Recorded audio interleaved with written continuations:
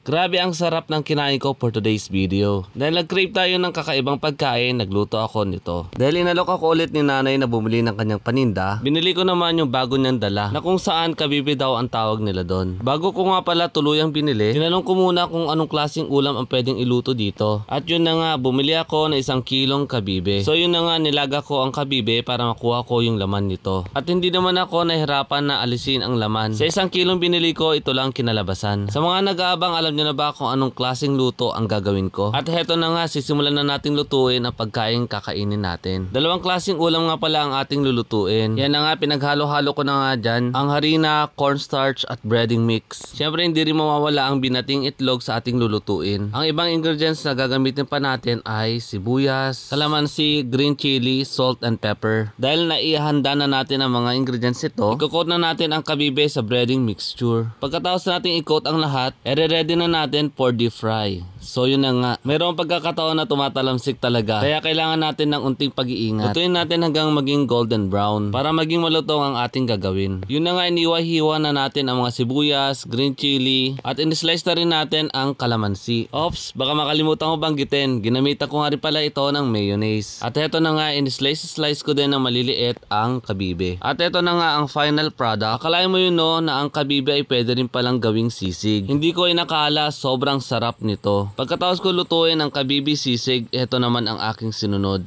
Gumawa rin pala ako ng crispy kangkong para maging side dish sa ating niluto. Para hindi masayang ang ginamit kong harina, ginamit ko rin ito sa fried kangkong. Ito na nga ang kinalabasan ng crispy fried kangkong. O diba, unang tingin pa lang talaga namang matatakam kang kainin ito. Kinailangan din natin i-deep fry ito para hindi siya masunog. Ang mga niluto natin for today's video ay talaga namang pangmasa. Sa murang halaga, makakain ka talaga ng masarap na pagkain. Naniniwala ko sa mga manonood sa bidyong ito ay susubukan din ang reseping ito. Kahit ako, gusto ko rin ulitin ang niluto kong ito. O diba, kitang-kita naman sa video na nag-enjoy talaga akong kainin ang kabibe. Alam mo bang hindi mo malalasahan ang kabibe nito? Kala mo karne lang ang kinakain mo. Hindi lang ako ang nasarapan sa pagkain nito.